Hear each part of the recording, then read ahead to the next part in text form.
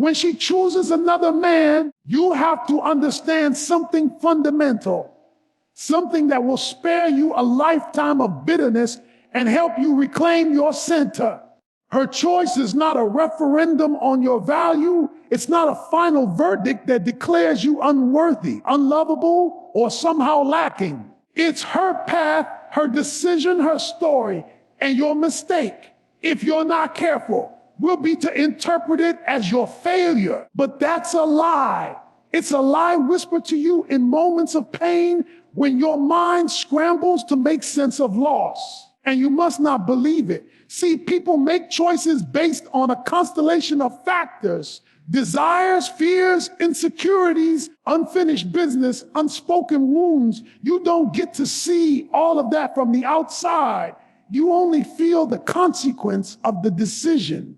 And so naturally it hurts. You feel cut out, replaced, but don't rush to assign that pain to something broken inside you. Don't confuse her decision to leave with a universal truth about your worth, because they're not the same thing.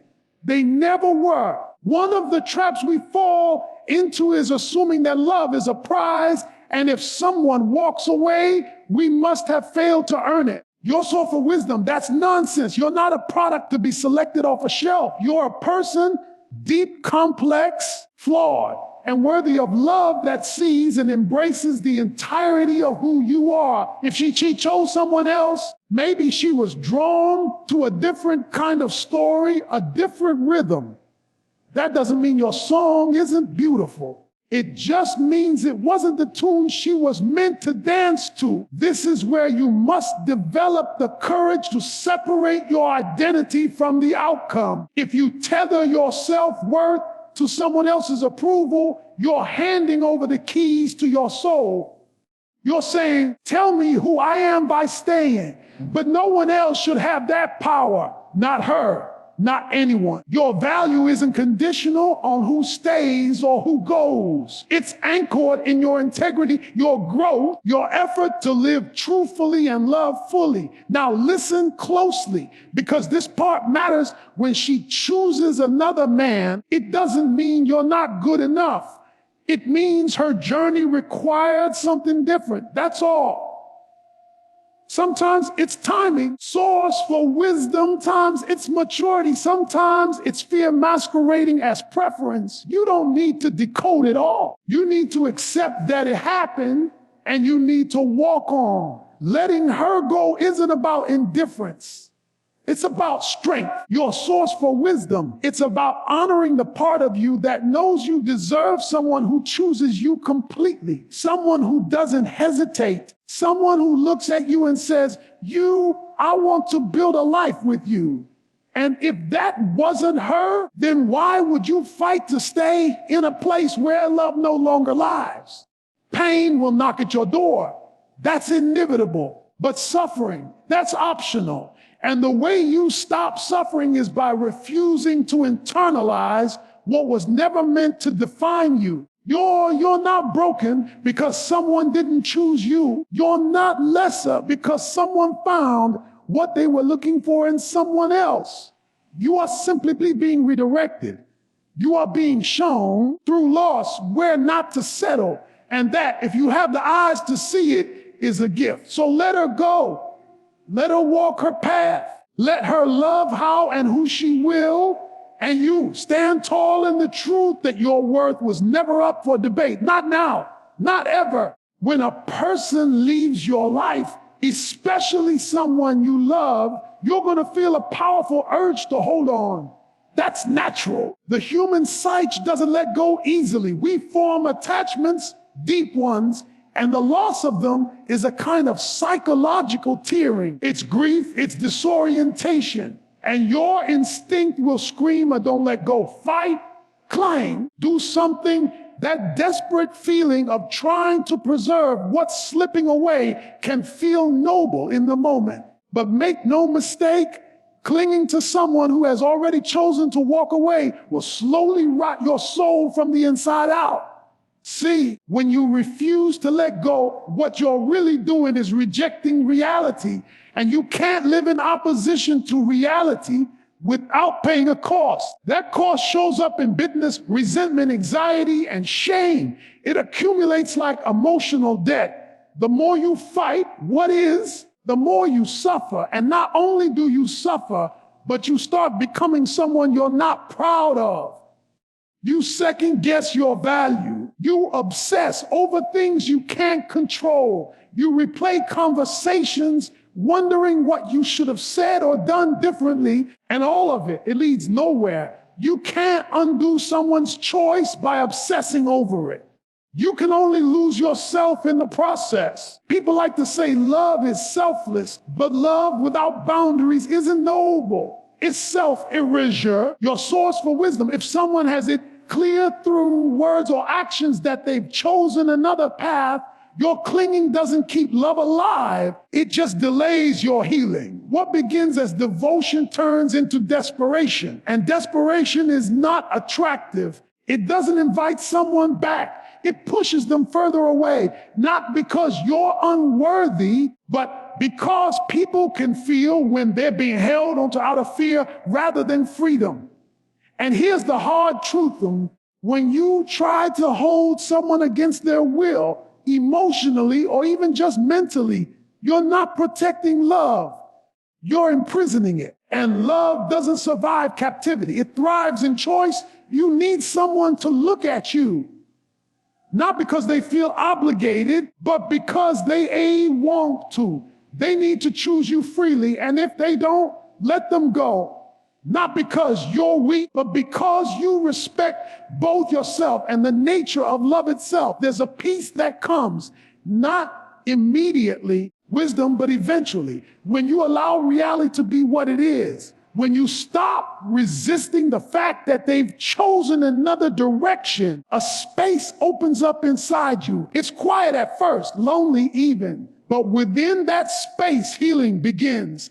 You start to come back to yourself. You begin to see, maybe for the first time in a while, that you have a future, your source for wisdom, that your story isn't over just because their chapter has closed. That letting go wasn't the end. It was the beginning of self-respect, your source of clarity, of power. That's the strange paradox. What you thought would destroy you, releasing your grip, accepting the loss, turns out to be the very thing that sets you free. It's not easy. Nothing about this is easy. But strength isn't found in avoiding pain. It's found in walking through it with your eyes open, your spine straight, and your heart intact. Letting go doesn't mean you didn't love.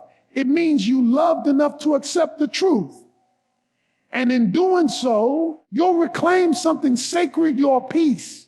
Because in the end, peace isn't found in controlling outcomes or clinging to what no longer fits. It's found in the willingness to release what was so that what is me can finally arrive. Rejection feels like the collapse of something permanent. It strikes at your sense of identity, your hope for the future, and your belief in what you thought was real. And it doesn't just sting, it disorients. It leaves you asking all the wrong questions. What did I do wrong? Why wasn't I enough? How could this happen after everything we shared? You replay the moments, you search for clues, and your mind becomes a courtroom where you're both the accused and the judge. But here's something we often forget in the middle of that storm. Rejection isn't always punishment. Sometimes, more often than we realize, rejection is redirection. Think about it. Life has this strange way of closing doors that look so promising, only to lead us toward ones we never even noticed. That woman who chose another man, it may feel like a devastating loss. And I'm not going to downplay that pain. You're allowed to grieve. You're allowed to feel it. But you also have to ask yourself something brutally honest. Was that relationship really right for you? Or were you simply attached to the version of the future you built in your head? Because what often happens is this: we fall in love with potential. We fall in love with who someone could be or what life might look like if everything worked out. But sometimes what you're really clinging to isn't the person, It's the fantasy. And when that illusion is broken, it feels like betrayal. But it's not.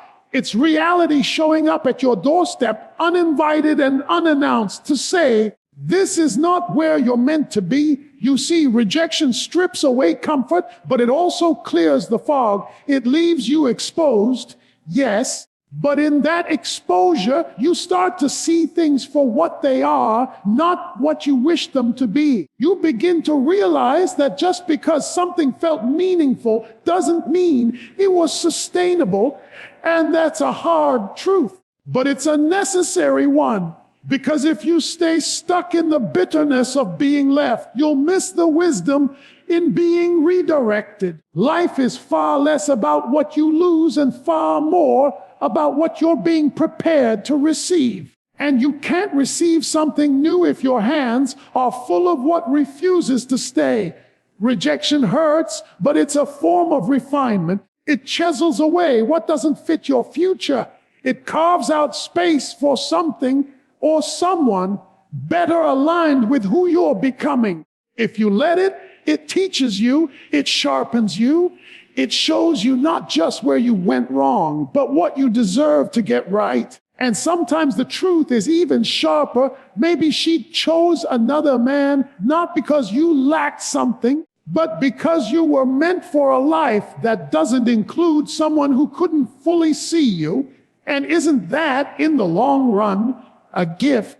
Because you're not here to convince someone to love you. You're here to become so grounded in who you are that the right person won't need convincing at all. So when the sting of rejection comes, don't just survive it, learn from it, let it move you, let it guide you, not backwards into shame, but forward into purpose. Because your life is not defined by the people who walked away. It's defined by how you rise in their absence. Let their departure be the clearing that makes room for something better, not just someone better, but a better you. Rejection isn't the end of your story. It's the rerouting of it. And if you're willing to trust that, then what looks like a detour right now might just be the most direct path to where you were always meant to go. There's a strange thing that happens when someone we care about starts to pull away. Our instinct is to hold tighter, to grasp, to negotiate. We try to prove our worth as if love is a contract that can be re-signed through effort alone. But here's the truth. Self-respect will carry you further than any attempt to possess someone who no longer wants to be held. Because love, when reduced to a game of control or insecurity, ceases to be love at all. It becomes a transaction fueled by fear. And fear is a terrible foundation for anything that's meant to last. When she chooses another man and you feel that impulse to compete, to measure yourself against him, to question your value, that's the moment you need to step back and ask a far more powerful question. What kind of man am I choosing to be in response to this? Because your response defines you far more than the rejection itself. You can't force loyalty. You can't bargain for genuine affection. And you certainly can't hold on to someone who has already let go in their heart. But you can stand tall. You can choose to preserve your dignity, even in heartbreak. Self-respect is not arrogance. It's not coldness. It's not pride in the toxic sense of the word. It's the quiet knowledge that you are worthy of love that does not need to be chased, that you do not need to diminish yourself to keep someone beside you, that you are not a product competing in a marketplace for attention. You're a person with values, with strength, and with the right to walk away from anything that requires you to abandon your own integrity. Letting someone go when they choose another doesn't mean you didn't care. It doesn't mean you're emotionally detached or weak. Quite the opposite. It means you cared enough to recognize when the dynamic had shifted, and you respected yourself enough not to beg for crumbs.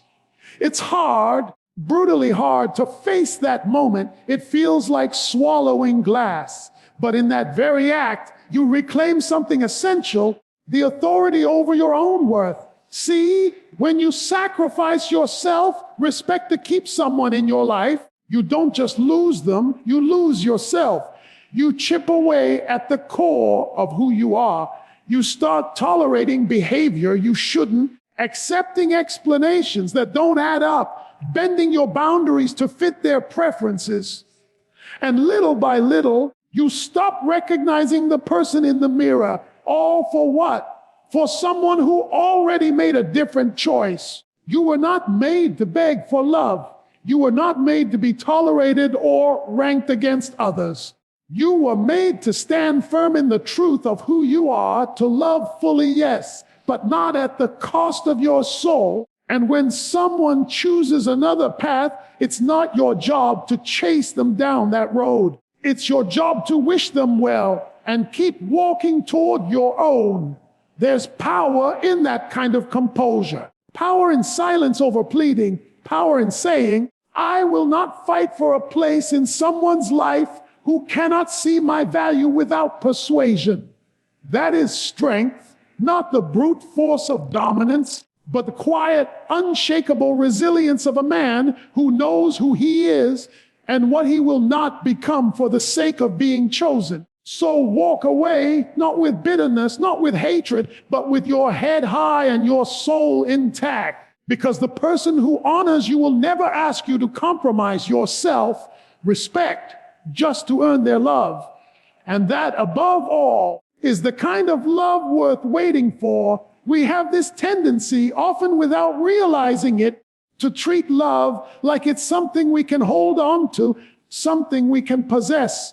We fall into this trap of thinking that if we just do the right things, say the right words, become the right version of ourselves, then we can keep someone, as if love is a prize and relationships are a contest. But that's not what real love is. Love isn't ownership. Love is choice, raw, real, voluntary choice. It has to be free to mean anything at all. If someone is with you because they feel obligated or guilty or afraid to hurt you by leaving, that isn't love. That's a cage. It might look stable on the outside, but underneath it's slowly decaying. And eventually it collapses under the weight of resentment, regret, or dishonesty. You don't want that. You don't want someone beside you just because they're too afraid to go. You want someone beside you because despite all their options, despite all their freedom, they choose you freely, gladly, completely. That's the kind of love that sustains, that grows, that transforms you. So when she chooses another man, as hard as that is, that was her exercising her right to choose. And you must do the same, because if love is going to mean anything, if it's going to be real, it has to be given, not forced. You don't want to spend your days trying to convince someone to stay. You want to know that they just want to stay, that they wake up each day and decide again and again, you're it. That kind of love is a gift. You can't manipulate it. You can't earn it by becoming less of yourself to fit into someone else's life. It has to emerge from genuine connection, from honesty, from aligned values. And sometimes, no matter how deeply you feel for someone, they simply aren't the person who's going to choose you in that way. And that's painful. But it's also clarifying. The most tragic thing isn't that she chose someone else. The most tragic thing would be you forgetting your own power in that moment, forgetting that you too have a choice, that you get to choose not to settle for love that is hesitant, half-hearted, or conditional. You get to choose to walk away from anything that requires you to hold on too tightly just to keep it from slipping. Love, when it's real, doesn't make you feel like you're losing yourself. It makes you feel more like yourself. And that only happens when both people are there by choice, not obligation, not fear, not convenience. So let her choose. Let her go. and choose for yourself a life where love is mutual, voluntary, and strong. Because the kind of love you're looking for cannot be taken. It can only be given, and only by someone who truly wants to. It's easy to get caught up in the past, to fixate on the person who left, the one who chose someone else. Your source, the heart links with the mind, knows it shouldn't. You imagine different scenarios, different outcomes. If only you'd said this for wisdom, done that, been a little more of this or less of that. But those thoughts are a trap. Your source for wisdom, they tether you to a version of the past that no longer exists. And worse, they distract you from the truth that matters most. Your future is not back there. It's ahead of you. And your future deserves someone who fully, completely, and unquestionably chooses you. Yours for wisdom, not someone who hesitates. Not someone who weighs their options, not someone who keeps you around while entertaining other possibilities. Your source for wisdom, but someone who looks at you not at your potential, not at your resume, not at how well you fit into their plan, but at you as you are and says, "Oh yes, that's who I want. That's who I will fight for, you." And you cannot make space for that kind of love if you're still trying to win over someone who already walked away. Your source for wit can't create a future of mutual devotion when your heart is still bargaining with rejection. Letting go isn't giving up. Your source for wisdom, it's clearing the space for something far more aligned with who you're meant to become. You see, the most powerful decision you can make after being left, after being passed over, isn't to prove your worth. It's to live it, to your source for wisdom, to rise from the loss without becoming bitter, to keep your heart open without letting it be walked on, to believe that love still exists, not in desperation, your source for wisdom, not in possession, but in the quiet strength of being seen and chosen by someone who doesn't need convincing. Think about it. Source for wisdom. What kind of future do you want? One where you're constantly trying to be good enough for someone who wavers, or one where love is a two-way commit built on presence, effort, and truth. The kind of relationship where you're not guessing, your source for wisdom. You're not begging. You're not wondering if you're second best. You know you're the one. Not because you forced it, but because it was clear you deserve that clarity. You deserve a partner who doesn't just say they love you, your source for wisdom, but shows up in that love every single day. Someone who doesn't need time apart to figure out if you're right for them. Someone who doesn't need to try another option to appreciate what you bring. That kind of love requires patience. It may not arrive quickly, but when it does, it stays, and that's worth waiting for. So don't waste another ounce of your energy chasing after someone who's already chosen a different path. Turn your eyes forward. Build your life. Become the kind of man who won't settle for a half-hearted love and who refuses to offer one in return, because your future doesn't just need love. It needs source for wisdom. It needs the kind of love that never makes you doubt for a second that you were the clear and only choice. So what do you do when she chooses another man? You let her go, not because it doesn't hurt, not because you weren't invested, your source for wisdom, not because you're cold or indifferent, but because holding on to someone who's already gone is a slow erosion of who you are. You don't fight reality, you meet it. You stand in it even when it burns. And from that place, raw, exposed, honest, you begin to rebuild. You learn that clinging only multiplies your suffering, but letting go invites peace. Your source forward. You understand that reject isn't a verdict on your worth. It's a redirection towards something more aligned. Your source from you discover that self-respect is far more powerful than trying to possess someone who was never yours to keep.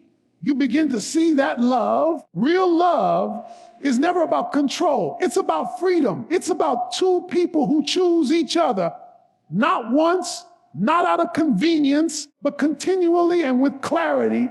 And more than anything, your source for wisdom, you realize that your future does not lie in the hands of someone who couldn't choose you fully. It lies in the strength with which you choose yourself. Letting her go is not the end of your story. It's the beginning of one far greater, one rooted not in desperation or regret, but in truth and purpose and in the unshakable belief that the love you are searching for will never require you to become less to be worthy of more. Walk forward, head high, heart open, let her go, and step into the life and the love that's truly meant for you.